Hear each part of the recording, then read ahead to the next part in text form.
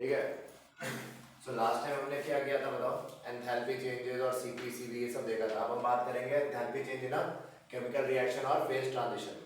तो हमने कोई रिएक्शन हो रही है, मान लो A of A plus B of B है ना, give C of C and D of D, और मान लीजिए सब गैशियस है, सब क्या है गैशियस। तो बताओ डेल्टा एनजी कैसे निकालते हो इसका। डेल्टा एनजी मतलब product gaseous moles minus reactant side पे जो टोटल गैशियस मोल है। बताओ प्रोडक्ट साइड पे कितने गैशियस मोल है, C plus D, C plus D minus reactant side पे कितने गैशियस मोल है, ए प्लस बी। तो डेल्टा एनजी ऐसे निकाल लोगे ना। डेल्टा एनजी कैसे निकालते समझ में आ गया। सिर्फ गैसेस के लिए एप्लीकेबल है डेल्टा एनजी। तो अभी हम ये खैर जितने हमारे सिलेबस में तो सब आइडियल गैस की बात कर रहे हैं ना। तो यहाँ पे अभी देखो H इक्वल टू क्या होता है, U प्लस पीवी, तो पता ही है। तो अगर मैंने और पीवी एनआरटी होता है, अब मैंने क्या किया यहाँ पे पीवी की जगह एनआरटी डाल दिया। एट कांस्टेंट टेम्परेचर क्या होगा, मैंने दोनों तरफ डीएच लिया है ना, तो इधर भी डीयू आएगा और इधर ये आर और टी कांस्टेंट है। ये chemical reaction at constant temperature होता है ना जनरली, तो टेम्परेचर हम कांस्टेंट मान रहे हैं और मोल्स चेंज होंगे कि नहीं, हाँ होंगे। देखो ना इधर चेंज हो रहा है, सो चेंज होंगे। तो अब हम इंटीग्रेट करेंगे। इंटीग्रेशन ऑफ डीएच क्या होता है, delta H. Integration of DU क्या होता है, delta U. Integration of RT तो कांस्टेंट है, इंटीग्रेशन ऑफ डीएन क्या होगा, डेल्टा एनजी है ना, और डेल्टा एनजी निकाल लेना इसका। ठीक है, तो ये हमारा रिलेशन आ गया डेल्टा एच और मतलब enthalpy change in chemical reaction और फेज ट्रांजिशन। ठीक है, ये और वर्क डन क्या हो जाएगा, ये हो जाएगा वर्क डन। अगर पूछे आपसे इनफ केमिकल रिएक्शन और फेज ट्रांजिशन तो हो जाएगा। कैसे निकालना, ऑब्वियसली डेल्टा एच ये होता था और ये भी अभी अभी निकाला कि नहीं तुमने, ये अभी अभी निकाला ना यहाँ पे। सो यहाँ पे अगर वो केमिकल रिएक्शन के लिए वो चीज एप्लीकेबल है, तो ये वाला टर्म क्या होता है, माइनस डब्ल्यू होता है ना, माइनस वर्क डन है ना, क्योंकि पी डेल्टा भी, अरे माइनस इसको पी डेल्टा भी लिखते हो, पी डेल्टा भी इसके बराबर है यहाँ पे। तो ये माइनस डब्ल्यू और माइनस डब्ल्यू अगर plus R T delta N G है, तो therefore W will be R T delta N, कोई बड़ी बात नहीं। ठीक है क्लियर। तो ये इंपॉर्टेंट है work done in a chemical reaction directly निकालने का तरीका। तो ये क्वेश्चन से हमें समझ में आएगा कैसे करेंगे। Calculate the work done when 2 moles of HCl are used at constant pressure. Constant pressure है तो एंथैल्पी एप्लीकेबल है कि नहीं, और 423 केल्विन मतलब टेंपरेचर भी दे रखा है। ये रिएक्शन दिया, बोला है कि 2 मोल के लिए निकालो। 2 मोल HCl जब यूज किया तो कितना वर्क डन हुआ है कि नहीं। तो ये रिएक्शन देख के क्या लग रहा है, ये 2 मोल के लिए 4 मोल के लिए, 4 मोल के लिए जो वर्क डन है उसी का आधा होगा। तो देखो कैसे करेंगे, 4 मोल अगर हमने लिया होता है ना, तो इसका कितना मोल लगा, 1 मोल। जब 4 मोल HCl लिया तो इसका लगा 1 मोल O2 और 2 मोल Cl2 और 2 मोल वाटर आया ना। देखो सब गैसेस दिए हुए हैं। ठीक है, और अगर मैंने यहाँ 2 कर दिया तो इधर क्या करेंगे, डिवाइड बाय 2, इधर भी डिवाइड बाय 2 मतलब 1 आ जाएगा, और इधर भी डिवाइड बाय 2 करोगे क्या आएगा 1। यानी कि अब मोल्स कितने हो गए ये। अब डेल्टा एनजी निकालोगे, इसके लिए क्या आएगा बताओ, 1 + 1 - 2 + हाफ आया ना। अरे 1 + 1 - 2 + हाफ डेल्टा एनजी इस इक्वेशन के लिए हो जाएगा ना, क्योंकि सब गैसेस है। तो गैसेस यहाँ दिया हुआ है इसलिए, तो डेल्टा एनजी क्या आ जाएगा इसको सॉल्व करके 0.5। अरे ये 2 - 2.5 क्या होगा, -0.5 है ना, क्या आ जाएगा -0.5 आया ना।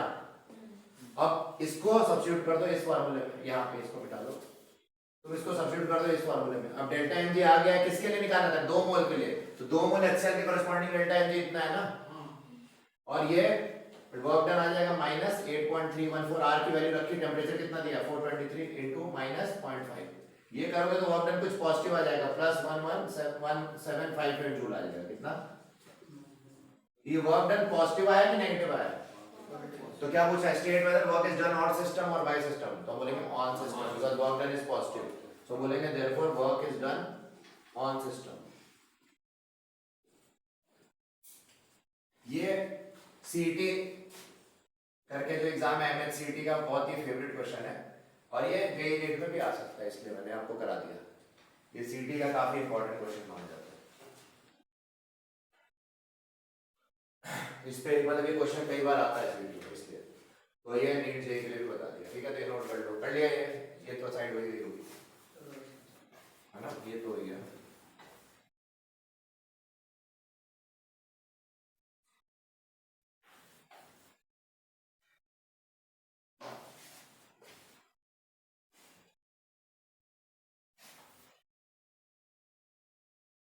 नोट करो यहाँ तक, फिर आगे बढ़ो।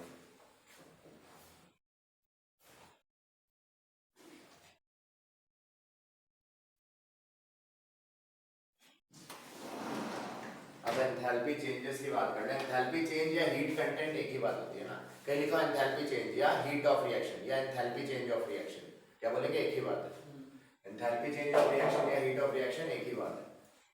नॉर्मल कंडीशन में हम बोलेंगे एंथैल्पी चेंज ऑफ रिएक्शन, और स्टैंडर्ड कंडीशन में एंथैल्पी चेंज ऑफ रिएक्शन के ऊपर क्या लगा देंगे? जीरो। स्टैंडर्ड को सिंपलाइज करने के लिए ऊपर जीरो लगा देते छोटा सा सबस्क्रिप्ट पे, ठीक है, सुपरस्क्रिप्ट पे।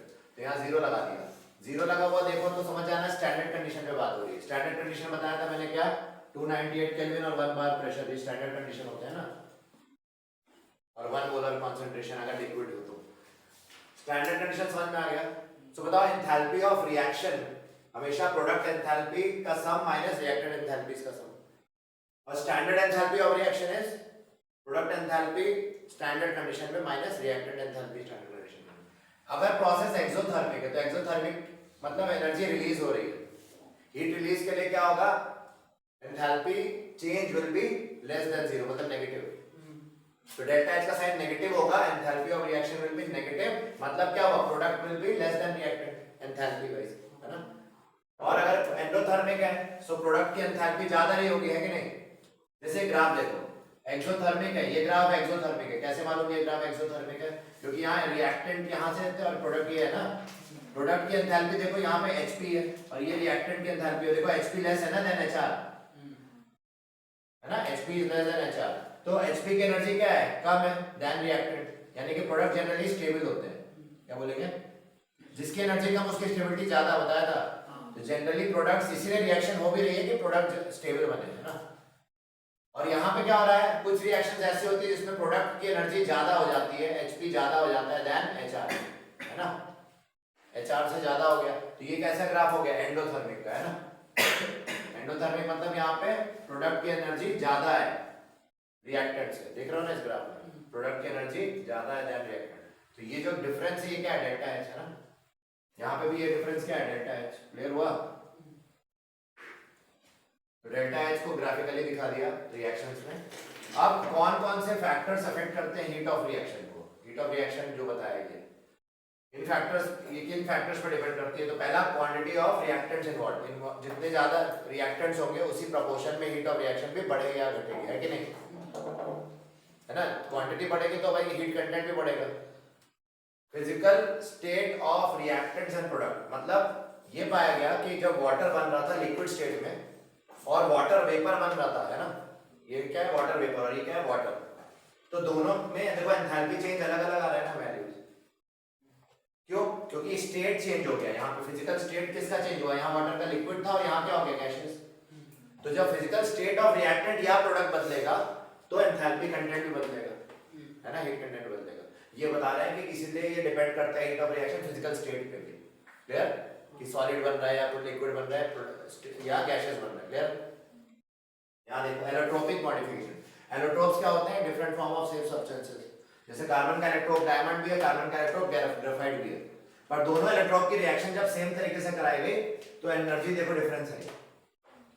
सो एलोट्रोपिक इलेक्ट्रोप्स में मॉडिफाई भी कर, मॉडिफिकेशन किया गया। डायमंड लिया गया कार्बन का या ग्रेफाइट, तो देखो एनर्जी कंटेंट भी डिफरेंट है, तो इन पे भी डिपेंड करती है कि नहीं एलोट्रोप कौन सा लिया है। कंसंट्रेशन ऑफ सॉल्यूशन, अगर कंसंट्रेशन बढ़ाओगे तो हो सकता है एंथैल्पी चेंज हो जाए, एंथैल्पी चेंज हो जाए, है ना। तो वो तो छोटा सा। टेंपरेचर बढ़ाने पे जनरली देखा गया कि हीट बढ़ जाती है ऑफ रिएक्शन, है ना। जनरली टेंपरेचर बढ़ाने पे हीट ऑफ रिएक्शन क्या होगी? बढ़ेगी। Conditions of constant pressure and constant temperature volume, sorry, क्या मतलब हुआ? हमें पता है ये फार्मूला अभी बताया था। तो डेल्टा एच को लिखते हैं QP, heat exchange eight constant pressure. Delta U क्या होता है? Heat exchange at constant volume QV, और इसको ऐसे ही कॉपी कर दिया। तो अगर उन्होंने बोला होता find the enthalpy change, find the heat exchange at constant volume, तो हमें सिर्फ QV निकालना होता। अब बोलेंगे find the heat exchange eight constant pressure, तो QP देखो क्या हो जाएगा? QP कैसे निकालोगे? QP plus NR delta NRT, है ना। तो तुम्हें दोनों फॉर्मूले अलग लगाने पड़े ना हीट कंटेंट को निकालने के लिए। तो हीट एक्सचेंज कितना हुआ? कांस्टेंट वॉल्यूम पे अलग होता है और कांस्टेंट प्रेशर पे अलग होता है। क्लियर हुआ? कांस्टेंट वॉल्यूम पे सिर्फ QV था और कांस्टेंट प्रेशर पे QV प्लस ये हो गया। क्लियर हुआ? तो कंडीशन चेंज करने पे भी ये चेंज होता है। अब next standard states. Standard states क्या होते हैं? तो ये कंडीशन तो समझ में आ गया कि किन फैक्टर्स पे हीट ऑफ रिएक्शन डिपेंड करता है। अब स्टैंडर्ड स्टेट क्या होता है, पहले तो याद रखना किसी भी सब्सटेंस की standard molar enthalpy, standard molar enthalpy मतलब डेल्टा H नॉट n लिख दे या m मोलर है ना, अरे m मतलब मोलर या n मतलब molar. So standard enthalpy change for any element in the most stable state is at standard condition is taken as 0। तो स्टैंडर्ड कंडीशन पे किसी की भी स्टैंडर्ड मोलर एंथैल्पी ये जो है ये क्या हो जाती है 0। बस इतना याद रखना, ठीक है। स्टैंडर्ड स्टेट्स क्या होते हैं, जैसे हाइड्रोजन किस स्टेट में स्टेबल है सबसे ज्यादा, गैसियस, तो उसकी स्टैंडर्ड स्टेट गैसियस। ब्रोमीन किस स्टेट में सबसे ज्यादा लिक्विड स्टेबल है, लिक्विड, क्योंकि नेचुरली अगर तुम देखो ब्रोमीन लिक्विड फॉर्म में पाया जाता है। जो नेचुरली पाया जाने वाला स्टेट है वही इसका क्या है, स्टेबल स्टेट है, और वही उसका स्टैंडर्ड स्टेट भी है। तो मैंने कुछ एग्जांपल लिखे, जैसे कार्बन के स्टेट में कार्बन का ग्रेफाइट भी होता है, डायमंड भी होता है, लेकिन कौन से स्टेट में ज्यादा कंफर्टेबल है वो, ग्रेफाइट, नेचुरली ज्यादा इसमें पाया जाता है, तो और ये स्टेबल स्टेट इसकी।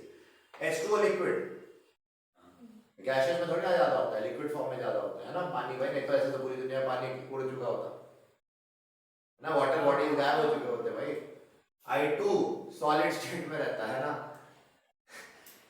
ठीक है। तो ये सब क्या हो गया, ये सब क्या हो गया बोलो, स्टैंडर्ड स्टेट्स हो गए है ना, ऑफ सम एलिमेंट। और भी हो सकते हैं, मैंने कुछ के लिखे हैं, आप ऐसे गूगल कर सकते हो, वैसे तो बहुत ढेर सारे हो गए, ठीक है। स्टैंडर्ड स्टेट मतलब ये स्टेबल किस फॉर्म में इस टेम्परेचर प्रेशर पे होते हैं, वही उस कंडीशन में, ठीक है, क्लियर हो गया। यानी कि 298 केल्विन अगर रखो और 1 बार प्रेशर रखो है ना, तो हाइड्रोजन किस में खुश रहेगा, गैसियस स्टेट में, ये मतलब हुआ, ठीक है ना। तो ये नोट करो, फिर आगे बढ़ते हैं।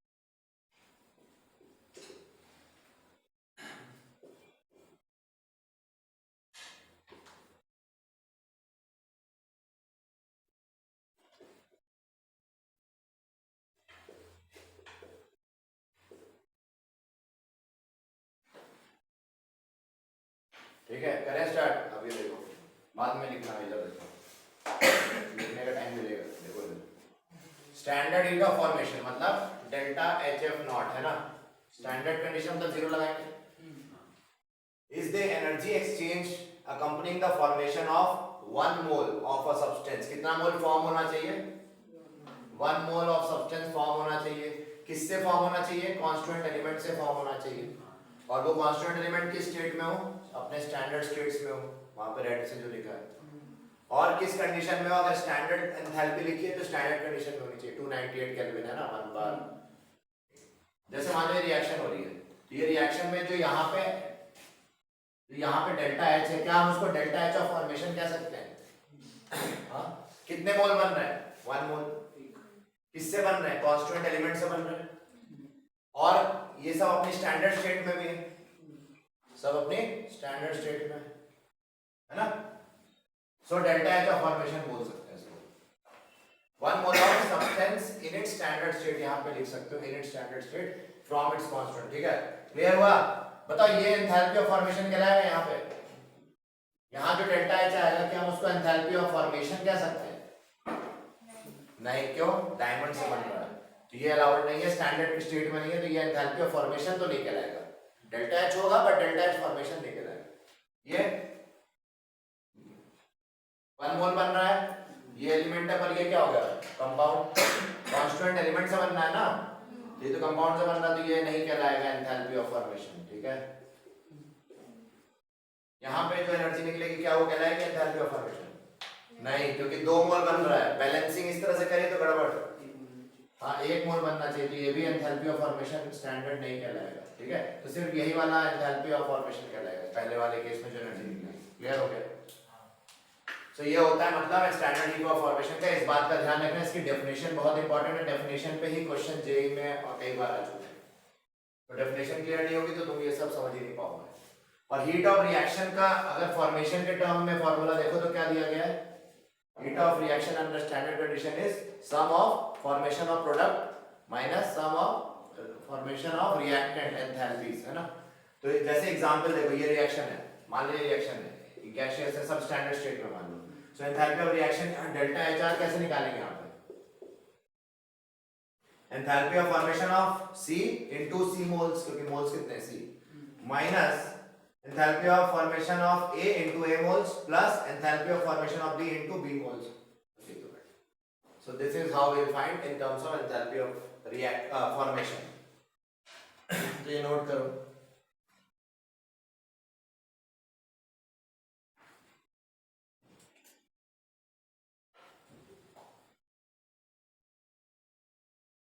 और एलिमेंट्स के लिए ना, for elements standard enthalpy of formation is taken as 0, है ना। यहां लिख रहा हूं note, in a reaction for elements the standard enthalpy of formation is taken as क्या? 0। अगर कोई रिएक्शन हो रही है उसमें अगर एलिमेंट है कोई, है ना, तो उसका डेल्टा एच एफ नॉट क्या ले लिया जाएगा? उस एलिमेंट का डेल्टा एच एफ नॉट, जैसे मान लो O2 है गैसियस स्टेट में, है ना, तो ये एलिमेंट है स्टैंडर्ड स्टेट में, जिसका डेल्टा एच ऑफ फॉर्मेशन क्या ले लिया जाएगा? 0। समझ लो, एग्जांपल दिया। सो एलिमेंट्स अगर प्रेजेंट होंगे तो उनका एंथैल्पी ऑफ फॉर्मेशन हमेशा 0 लिया जाएगा, याद रखना।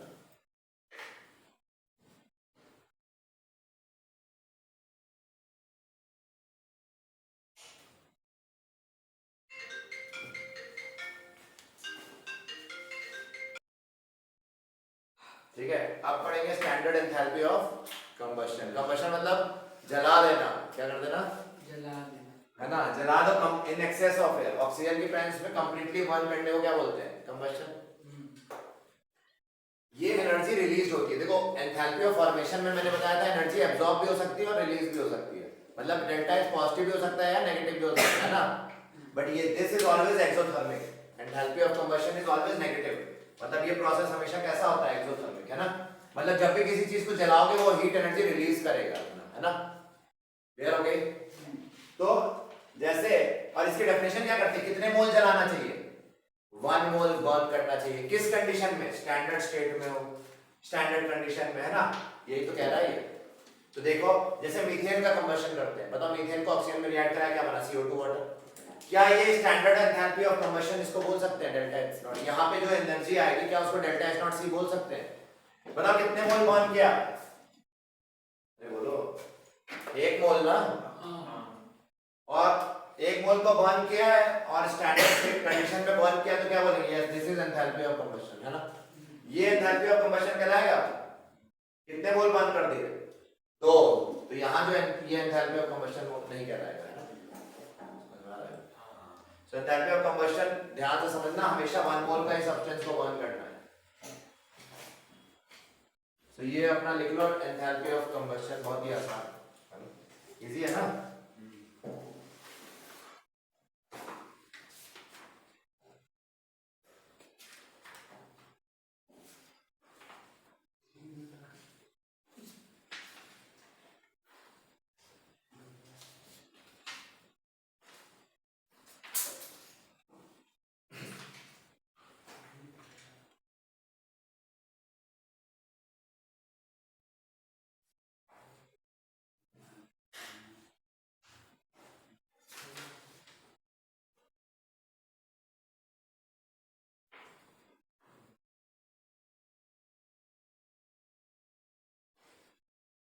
ठीक है, कर लोगे अब?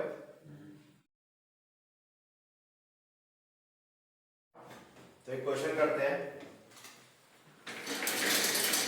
क्वेश्चन देखो, क्वेश्चन है एक रिएक्शन दी है HCHO gaseous plus O2 gaseous give CO2 gaseous and water, ये भी वेपर स्टेट मतलब गैसियस। डेल्टा H हो गया -527 किलो जूल दे रखा है, डेल्टा H दिया -527 kilo joule. How much heat will be evolved in the formation of 30 gram of CO2। कैसे करेंगे बताओ? आपको एंथैल्पी निकालनी है जब वो फॉर्म हो रहा है कितना 30 ग्राम ऑफ दिस, तो बताओ कैसे करेंगे? हाँ आप बताओ, इक्वेशन देख के क्या लग रहा है? बैलेंस्ड है? हाँ बैलेंस्ड है। पहले तो बैलेंस है कि नहीं चेक करो। बैलेंस है ना? एज पर बैलेंस इक्वेशन हम क्या बोलेंगे कि 1 मोल CO2 जब बन रहा था, है ना, जब 1 मोल CO2 फॉर्म हो रहा था तो एनर्जी कितनी निकल रही थी? 527 किलो जूल। हाँ या ना? माइनस मतलब रिलीज, एनर्जी रिलीज बोलो, एनर्जी रिलीज बोल दोगे तो माइनस लगाने की जरूरत नहीं। एनर्जी रिलीज बोल ही रहे हो मतलब कि माइनस ही होगा, वो ऑब्वियस है। सो 1 मोल CO2 में एनर्जी रिलीज कितनी हुई? इतना। तो 30 ग्राम मतलब कितने मोल हो गए? 30/44 मोल्स है ना, क्योंकि molar mass by molar mass is moles. So mass दिया हुआ है 30 ग्राम और मोलर मास में पता है CO2 का 44 होता है, यानी कि 30/44 मोल CO2 कितनी एनर्जी रिलीज करेगा, ये तो निकालना है। अरे हाँ 527 into 30/44 आ जाएगा आंसर। इजी है ना? बहुत आसान है। तो 359.4 आ जाएगा, 359.4। ठीक है, तो ये बहुत आसान सा है, ये किलो जूल में आ जाएगा। ठीक है, जूल में इसको कन्वर्ट कर लेना किलो जूल में। ठीक है, इजी इजी है ना? तो दिस इज अबाउट द, इस टाइप के मतलब क्वेश्चन आ जाते हैं, आसानी है, कोई टफ नहीं है। नेक्स्ट देखते हैं, लिखो पहले। ठीक है, अब ये क्वेश्चन करते हैं, पहले ये टॉपिक करते हैं, heat of neutralisation. What is heat of neutralisation?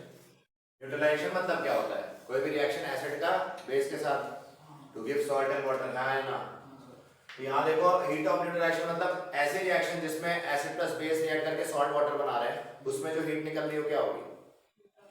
Neutralisation. तो देखते हैं उसकी स्टैंडर्ड क्या डेफिनेशन दी गई। Heat of neutralisation of an acid by a base, मतलब हीट ऑफ न्यूट्रलाइजेशन किसकी? एसिड की, by a base is defined as the heat change when 1 gram equivalent of acid is neutralized by a base reaction in dilute aqueous solution। ठीक है, तो जैसे example देखो, ये strong base है और ये क्या है? स्ट्रॉन्ग एसिड है ना। तो क्या पाया गया कि जो हीट ऑफ न्यूट्रलाइजेशन है स्ट्रॉन्ग एसिड स्ट्रॉन्ग बेस की, हमेशा क्या आ रही है? एक फिक्स वैल्यू डेल्टा H जो आ रही है, ये फिक्स वैल्यू आ रही है क्या? -57.1 किलो जूल हर बार। कब? जब कौन सा एसिड दिया गया? स्ट्रॉन्ग बेस और स्ट्रॉन्ग एसिड। अगर वीक लिया गया कोई भी तो ये नहीं आएगी, फिर कम आएगी थोड़ी। क्या आएगी? कम। क्यों आएगी देखते हैं। बताओ, इस रिएक्शन को मैं ऐसे लिख सकता था, अरे ये क्या कह रहे हैं, इसका 1 ग्राम इक्विवेलेंट लिया और इसका भी 1 gram equivalent, same number of equivalent, gram equivalent same लिए, तो जो एनर्जी निकल रही है वो कितनी है? Strong acid strong base fix -57.1 kilo joule is the energy. ठीक है, अब सुनो मेरी बात ध्यान से। अगर इस रिएक्शन को मैं आयनिक फॉर्म में लिखूं तो Na+ OH- H+ Cl में ऐसे लिख दिया है ना, NaCl को भी ऐसे आयनिक करके, Na+ इधर इधर कट जाएगा कि नहीं? Cl कट जाएगा, तो क्या मिल गया तुमको? H+ plus OH- gives water. देखो H+ aqueous plus OH- gives water, यानी कि यहाँ पे जो एनर्जी चेंज आएगी वो भी तो -57.1 ही आएगी ना, क्योंकि ये तो इसी से आ रहा है। यानी कि हीट ऑफ न्यूट्रलाइजेशन की एक और डेफिनेशन हो गई कि स्ट्रॉन्ग एसिड से आया हुआ H+ और स्ट्रॉन्ग बेस से आया हुआ OH- जब न्यूट्रलाइज करते हैं, पानी बनाते हैं, तो जो एनर्जी निकलती है वो भी क्या है? -57.1 किलो जूल। ठीक है, और यही हीट ऑफ न्यूट्रलाइजेशन होगी इसकी, है ना। और ये क्योंकि हमेशा स्ट्रॉन्ग एसिड और स्ट्रॉन्ग बेस इक्वल क्वांटिटी में देंगे ना, H+ OH-, इसलिए ये हर बार वैल्यू फिक्स आएगी। और सुनो, calculate the amount of heat. अब ये क्वेश्चन आ गया, हीट इवॉल्व। भाई हीट ऑफ न्यूट्रलाइजेशन जनरली क्या होगा? नेगेटिव होगा, क्योंकि रिलीज होगी। व्हेन 600 सेंटीमीटर क्यूब, मतलब क्या बोला है, HCl का क्या डेटा दिया है, वॉल्यूम कितना है 600/1000 लीटर लिख सकते हैं, और मोलैरिटी कितनी दी है 0.1। तो हम मोल्स निकाल लेंगे HCl के, मोल्स ऑफ HCl कितने आ जाएंगे, या सॉरी बोलो इक्विवेलेंस ऑफ HCl क्या होता है, molarity into volume into n factor ना। तो number of equivalence of HCl क्या हो जाएंगे 0.1 इनटू 600/1000 इनटू 1। तो number of equivalence of HCl आ गए कितने, इसको सॉल्व करके बताओ 0.06 है ना, ठीक है। Number of equivalence of HCl is 0.06, यहां तक कोई डाउट? अगर HCl 0.06 है तो बताओ number of equivalence of H+ ion भी कितने होंगे 0.06, आया ना, अच्छा समझ रहे हो क्या। अब सुनो नेक्स्ट, यहाँ NaOH का डेटा देख लो। NaOH दिया हुआ है कितना 200/1000, इसका वॉल्यूम हो जाएगा लीटर में, और मोलैरिटी इसकी है दी हुई 0.2, ये दे रखा है। तो इसका नंबर ऑफ इक्विवेलेंस आ जाएगा कितना, NaOH का molarity into volume into n factor कितना 1। इसको भी सॉल्व करोगे कितना आएगा 0.04 आ जाएगा, है ना। Number of equivalence of NaOH solve करके क्या आ जाएगा 0.04। अब इक्विवेलेंस के एक्सप्रेशन, यानी कि अगर NaOH 0.4 आ रहा है तो therefore number of equivalence of OH minus भी कितना आएगा 0.04, आया ना।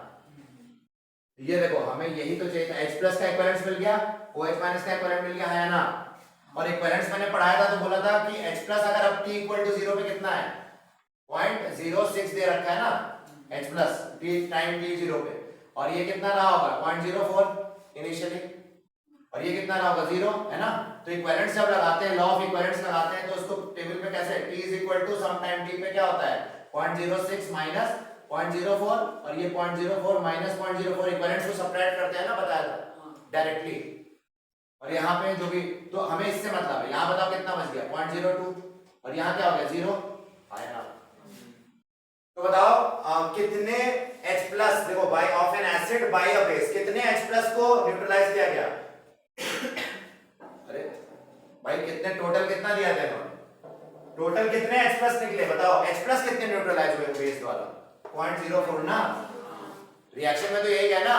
तो एक मोल जब किया गया था, ये क्या है पर मोल है, एक मोल H+ को न्यूट्रलाइज, एक मोल है ना यहाँ पे, एक मोल को न्यूट्रलाइज करने के लिए कितनी एनर्जी रिलीज हुई 57.1।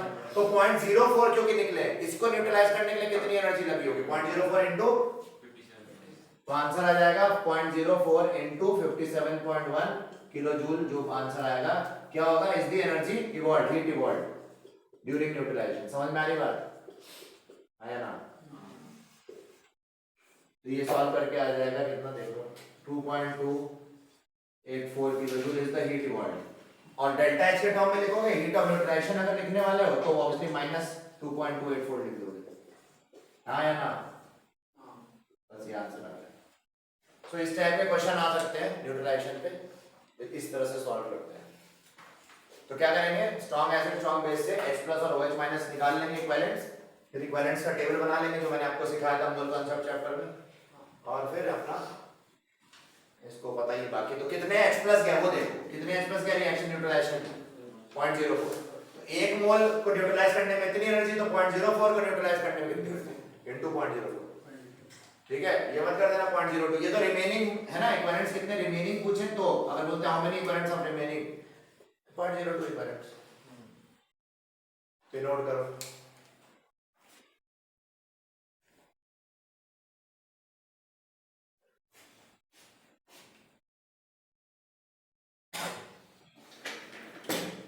ठीक है, अब हम देखेंगे अलग टाइप का heat of fusion, standard heat of fusion या enthalpy of fusion standard condition पे क्या होगा, इसको डेल्टा H FUS और 0 ऊपर लगाते हैं, enthalpy of fusion standard condition में। इसकी डेफिनेशन क्या है, it is the energy required, है ना भाई। अगर मुझे आइस को मेल्ट करना है वाटर में तो मुझे एनर्जी देनी पड़ेगी ना, तो इट इज पॉजिटिव। ये पहली बात क्या होगा, एंडोथर्मिक पॉजिटिव होगा। और इसको एनर्जी कितनी दी, इसके कितने मोल को देनी होगी 1 मोल, कितने मोल। तो स्टैंडर्ड कंडीशन में जब तुम इसको इसके 1 मोल को जितनी एनर्जी दोगे जिससे वो आइस से वाटर बन जाए एट इट्स मेल्टिंग पॉइंट, उस एंथैल्पी को क्या बोल रहा है, एंथैल्पी ऑफ फ्यूजन। किसी भी सब्सटेंस को सॉलिड से लिक्विड ले जाने में जो एनर्जी देनी पड़ी कितने मोल ऑफ सॉलिड को ले जाने के लिए? 1 मोल। किस कंडीशन पे? स्टैंडर्ड कंडीशन पे, है ना। And at its melting point, उस एनर्जी को क्या बोला गया? इतनी एनर्जी हमने यानी कि दी, 6 kilo joule of energy is required to melt ice 1 mole of ice into water, है ना। और इसी का उल्टा होता तो क्या बोलते हैं? अगर वाटर साइज बनाना है तो ये -6 हो जाता और ये डेल्टा एच फ्यूजन की जगह क्या लिखते हैं? Delta H of freezing. अरे delta H of freezing will be exothermic, क्योंकि इसी का उल्टा हो जाएगा, ठीक है। और उसकी वैल्यू क्या हो जाएगी फ्रीजिंग की? -6 kilo joule delta H not of freezing, है ना। और स्टैंडर्ड एंथैल्पी ऑफ वेपराइजेशन क्या हो जाएगा? वाटर से स्टीम जाने के लिए कितने मोल को? 1 मोल को। इसके 1 मोल लिक्विड को गैस बनाने में जो एनर्जी लगी स्टैंडर्ड कंडीशन में at its boiling point is called heat of और वेपराइजेशन। और इसी का उल्टा क्या हो जाएगा? Heat of condensation. Heat of condensation वो क्या हो जाएगा? -40.7 हो जाएगा अगर कंडेंस करोगे इसी का उल्टा, है ना। और स्टैंडर्ड हीट ऑफ सब्लिमेशन क्या हो जाएगा? सॉलिड से डायरेक्टली गैस बनाना है। कौन से सब्लिमेबल सब्सटेंस होना चाहिए? आयोडीन एक सब्लिमेबल सब्सटेंस है, नैप्थलीन एक सब्लिमेबल सब्सटेंस है। तो उन सबको डायरेक्टली सॉलिड से गैस बनाने में 1 मोल, इसके भी कितने मोल को? 1 मोल को एट कांस्टेंट टेंपरेचर प्रेशर, अगर जो हमें एनर्जी लग रही है वही क्या है? Enthalpy of sublimation. और एंथैल्पी ऑफ सब्लिमेशन अगर देखो इट इज द, अगर टेंपरेचर कांस्टेंट रखते हैं, अगर कांस्टेंट टेंपरेचर और प्रेशर रखें तो ये फार्मूला एप्लीकेबल हो जाता है कि कांस्टेंट टेंपरेचर प्रेशर में जब मेजरमेंट हुई तीनों स्टेट्स की, तीनों एंथैल्पीज की, तो ये पाया गया कि enthalpy of sublimation for a substance for the same substance is equal to enthalpy of fusion का sum plus enthalpy of evaporation का sum at constant temperature pressure, ठीक है। आया ना, देखो ना, अगर यहाँ से यहाँ क्या है? फ्यूजन है ना। यहाँ सॉलिड था मान लो, यहाँ लिक्विड है और ये क्या है? गैस। सॉलिड लिक्विड गैस, तो डेल्टा एच ऑफ फ्यूजन था यहाँ, और यहाँ से यहाँ क्या बोलते हैं? डेल्टा एच ऑफ वेपराइजेशन, है ना। तो यहाँ से यहाँ डायरेक्टली क्या बोलते हैं? डेल्टा एच ऑफ सब्लिमेशन ना। तो हम देख सकते हैं delta H of sublimation is equal to delta H of fusion and delta H of vaporisation at temperature provided same होना चाहिए और प्रेशर सेम होना चाहिए, तब ये मेजरमेंट ले जाए, ठीक है। तो ये फार्मूला तब एप्लीकेबल है। मतलब बॉइलिंग पॉइंट मेल्टिंग पॉइंट की बात नहीं करेंगे अब। हमने मान लिया यहाँ 0 डिग्री लिखा, तो यहाँ भी 0 डिग्री होना चाहिए और यहाँ पे भी 0 डिग्री पे ही मेजरमेंट हो रही है, तब ये फार्मूला एप्लीकेबल है, ठीक है ना। ठीक है, तो ये हो गया हमारा क्या? इन तीनों को क्या बोलते हैं? इस टाइप की चीजों को क्या बोलते हैं? फेज ट्रांसफॉर्म हो रहा है कि नहीं, फेज चेंज, तो इनको बोलते हैं enthalpy of phase transformation.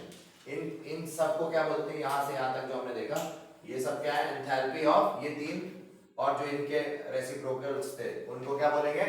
Enthalpy of phase transformation, है ना। फेज चेंज हो रहा है ना, तो फेज ट्रांसफॉर्मेशन के अंदर कौन कौन सी एंथैल्पी है? फ्यूजन, वेपराइजेशन, सब्लिमेशन और कंडेंसेशन, फ्रीजिंग भी आई।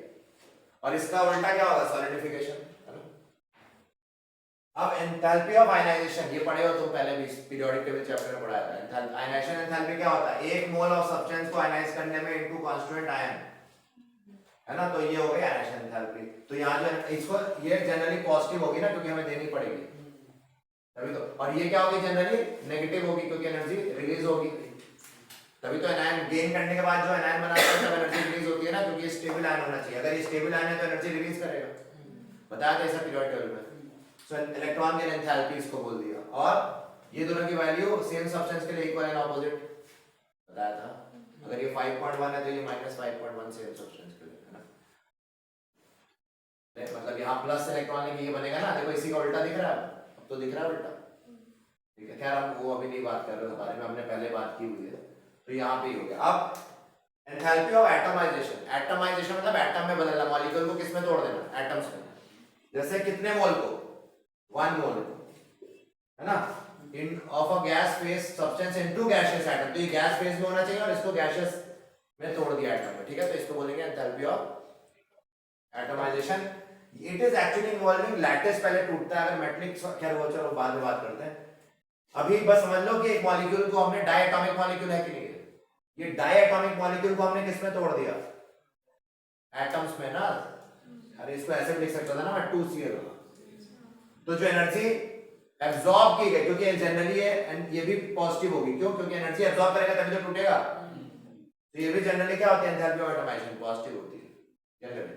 तो ये +242। इसी तरह से मीथेन को पूरी तरह तोड़ दिया कांस्टीट्यूएंट एटम्स में, है ना, एक कार्बन और 4 हाइड्रोजन एटम में तोड़ा, तो ये जो है ये क्या हो गया, enthalpy of atomisation of methane कितनी है 1664, या कुछ बुक्स में 1660 भी लिखा रहता है, आप 1660 लिख लो चाहो तो, ठीक है। अब सुनो, डाई एटॉमिक मॉलिक्यूल कौन सा है इसमें, ये है ना, ये तो पॉली एटॉमिक है।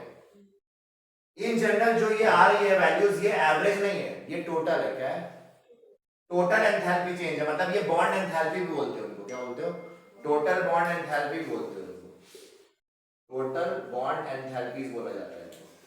डायटोमिक मॉलिक्यूल के लिए जो है ना, bond enthalpy is equal to the enthalpy of atomisation. Diatomic molecule के लिए यहाँ पे जैसे क्लोरीन के लिए बॉन्ड एंथैल्पी ही एंथैल्पी ऑफ एटमाइजेशन का काम कर रही है ना, टोटल बॉन्ड एंथैल्पी किसके बराबर है, enthalpy of atomisation. Polyatomic molecule में भी थोड़ा सा चेंज आता है, वहां पे थोड़ा कॉम्प्लेक्स, ज्यादा कॉम्प्लेक्सिटी बढ़ जाती है, इसलिए हम ये नहीं कहते हर बार कि हर स्टेप पे जो ब्रेकिंग हो रही है it is not equal to enthalpy of atomisation, the bond enthalpy is not equal to enthalpy of atomisation, ठीक है ना। ये थोड़ा कॉम्प्लिकेट हो जाता है, वो सब हम अभी बात नहीं करेंगे, अभी इतना समझ गए कि नहीं, मतलब बॉन्ड को तोड़ो पूरी तरह, किस बॉन्ड को, गैसियस स्टेट में इनटू गैसियस एटम, जो एनर्जी लगी उसको क्या बोल दिया, एंथैल्पी ऑफ एटमाइजेशन, ठीक है। तो ये नोट कर लो।